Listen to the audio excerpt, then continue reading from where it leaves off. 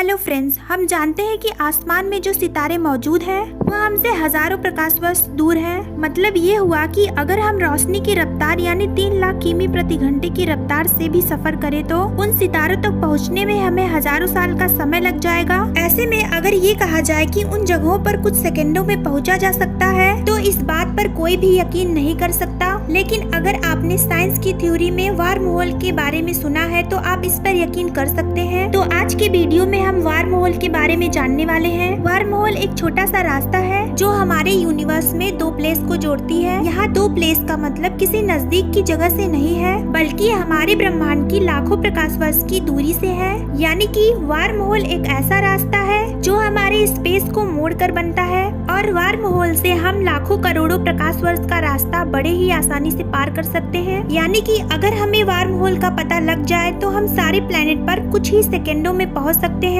और वैज्ञानिकों की माने तो वार्म होल से हम समय यात्रा भी कर सकते हैं। तो आपके मन में एक सवाल तो जरूर आया होगा कि आखिर इस वार्म होल की खोज किसने की। तो आपको बता दूं कि वार्म होल आज तक किसी ने नहीं देखा है, यह महज एक कल्पना है। इसकी कल्पना 1935 में अल्बर्ट आइंस्टाइन और नाथा हसन ने की थी। वार्म होल सिर्फ एक कल्पना ही नहीं बल्कि अल्बर्ट आइंस्टाइन ने उसे होने का दावा भी किया था। और यह भी सच है कि आज तक हम वार्म होल को पाने में सक्षम नहीं हुए हैं, पर इन्होंने वार्म होल को मैथमेटिकल इक्वेशन के जरिए पूरी दुनिया के सामने रखा था। उन्होंने बताया कि हम जिस स्पेस में रहते हैं वो एक चादर जैसी है और वो इसलिए क्योंकि जब कोई चीज जिसमें मास हो, वजन हो, वो वस्तु उस चादर में आते ही अपने मास के अकॉर्डिंग अपनी जगह जितना गड्ढा उस चादर में कर लेता है। और इसी चादर को आइंस्टाइन ने स्पेस कहा। जब आइंस्टाइन को पता चला कि हम इस चादर में रहते हैं जिसमें हमारा ग्रह अपने वजन के अकॉर्डिंग गड्ढा करता है, तब आइंस्टाइन ने कहा क्यों ना हम इस चादर को पूरी तरीके से मोड़ दें। चादर से हमारा मतलब स्पेस से है।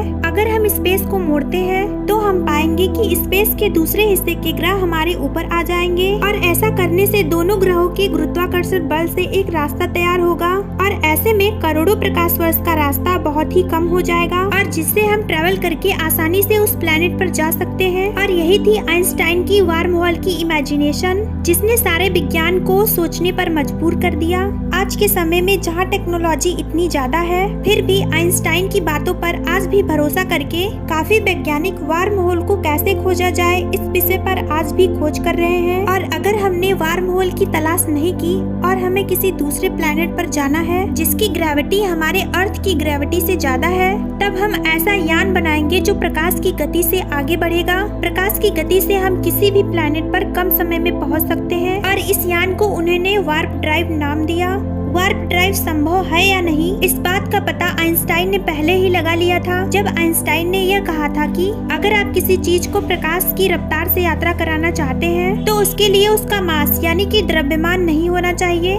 मतलब आइंस्टाइन की बातों के अकॉर्डिंग अगर किसी चीज का मास या फिर वजन है तो फिर वो चीज प्रकाश की रफ्तार को मात नहीं दे सकती। मतलब देखा जाए तो वार्प ड्राइव का होना अभी के लिए इम्पॉसिबल है। अगर भविष्य में कोई तकनीक आती है जो कि किसी भी चीज को प्रकाश की गति से ले जा सके तो शायद वार्प ड्राइव यह विचार सफल हो सकता है। जैसा कि हमने आपको कुछ देर पहले बताया कि वार्म होल से हम समय यात्रा भी कर सकते हैं। समय यात्रा कैसे करें ये जानने से पहले मैं आपको बता दूं कि समय यात्रा सिर्फ भविष्य में की जा सकती है। हम समय यात्रा में पीछे बीते हुए भूतकाल में नहीं जा सकते। अगर हमने स्पेस को मोड़कर वार्म होल बना लिया जो किसी दूसरे प्लेनेट को एक रास्ते से जोड़ेगा, यह प्लेनेट दूर होंगे पर वार्म होल की मदद से हम किसी ऐसे प्लेनेट पर जाएंगे जो हमसे काफी दूर हो और जो ग्रह पृथ्वी और सूरज से दूर रहती है उनका गुरुत्वाकर्षण बल ज्यादा होता है। और गुरुत्वाकर्षण बल ज्यादा होने से अगर हम उस प्लेनेट पर 1 मिनट भी रुकेंगे तो आपका वहाँ बिताया हुआ 1 मिनट यहाँ के 5 साल के बराबर हो सकता है।